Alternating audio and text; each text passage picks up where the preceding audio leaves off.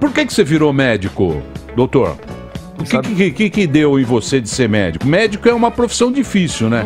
É uma profissão complicada. Estuda muito, né? Você sabe que eu virei médico, eu quis ser médico aos 6 anos de idade. Eu adorava estudar e adorava bicho. Tinha uma coleção na época chamada Fauna, que era um fascículo por semana que vendia na banca de jornal. Quando eu acumulava 12, a banca de jornal dava de graça o encadernamento. E aí juntamos 48 fascículos. Eu sempre gostei de ter memória boa, tinha memória boa e memorizei assim esses 48 fascículos. E eu falei, poxa, mas se eu gosto tanto de bicho, raciocínio de criança de 6 anos, falei, deve ser mais interessante ainda entender de gente. E aí com 6 anos eu decidi que eu ia fazer medicina. E pelo menos até agora, com 48 anos, eu nunca mudei de opinião. Eu estou bem feliz desde os 6 anos com essa idade, com essa ideia de fazer medicina. Ô, doutor, falávamos no intervalo sobre... Tem uma startup em Israel que falou que promete curar o câncer. Tem várias, essa notícia, e as pessoas vão agora arrumar uma cura. Eu queria que você falasse sobre isso, que às vezes acaba deixando os pacientes te ligam para falar e... Enfim. Esse é um ponto bem importante. Eu falo que para ser oncologista e lidar com casos graves no dia a dia, né, que é o que a gente lida, a gente prefere lidar com casos menos graves, mas casos graves acontecem e não são infrequentes. E por mais felizes que as histórias sejam, a gente também tem histórias que não são tão felizes. E a gente sente muito por isso. Eu falo que para fazer o que a gente faz tem que sentar na cadeira de quem tem o problema e não na nossa cadeira. Na nossa cadeira é tudo simples. Sentar na cadeira de quem tem o problema permite que a gente consiga fazer uma medicina realmente muito mais completa e entendendo o lado do outro. E nesse sentido, a gente imagina que é uma doença, principalmente quando é uma doença mais grave, que coloca as pessoas com uma sensação de corda no pescoço ou da água subindo até o queixo.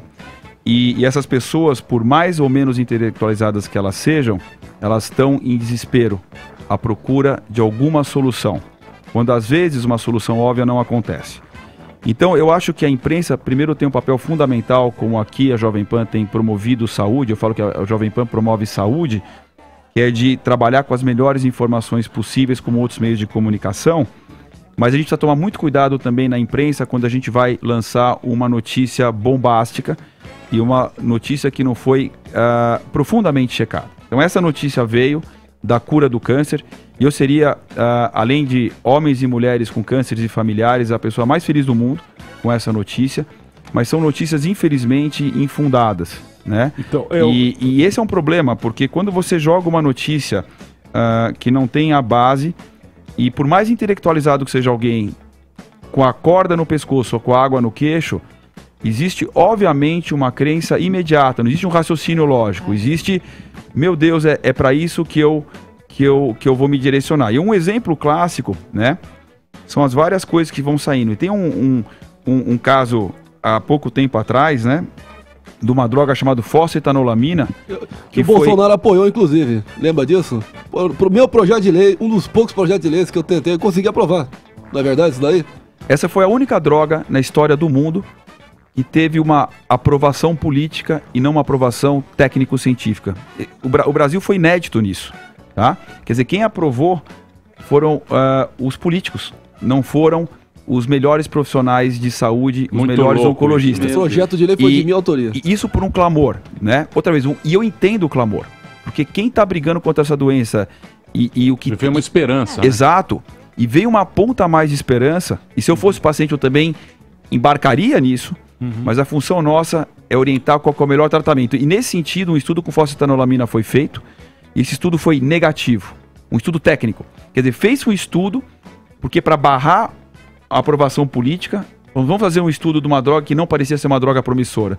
O estudo foi completamente negativo. Então, esses casos eu acho que são casos que a gente tem que tirar, a gente tem que fomentar a informação, fomentar avanço, e câncer de próstata é um exemplo disso. Quer dizer, é uma área que eu trabalho muito. A gente tem hoje, por exemplo, em câncer de próstata, novos tratamentos anti-hormonais. Quando a doença é avançada, o primeiro tratamento mais importante é retirar a testosterona do organismo do homem. É bloquear o testículo para que ele não produza testosterona, que é o alimento principal.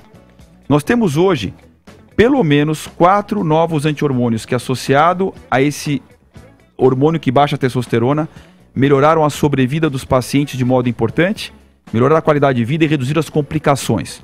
Nós temos medicações radioativas, que você liga uma molécula de radiação, uma proteína, injeta no paciente essa proteína, entra na célula tumoral e explode o tumor com dose de radiação. Então, esse é um protocolo que agora é presente em alguns poucos hospitais do país, como no Einstein, na Beneficência, chama Lutécio, com respostas muito legais em quem já falhou múltiplos tratamentos.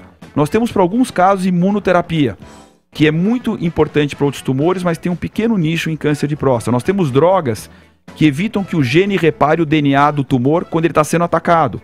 Ou seja, nós temos muitas coisas importantes na doença avançada.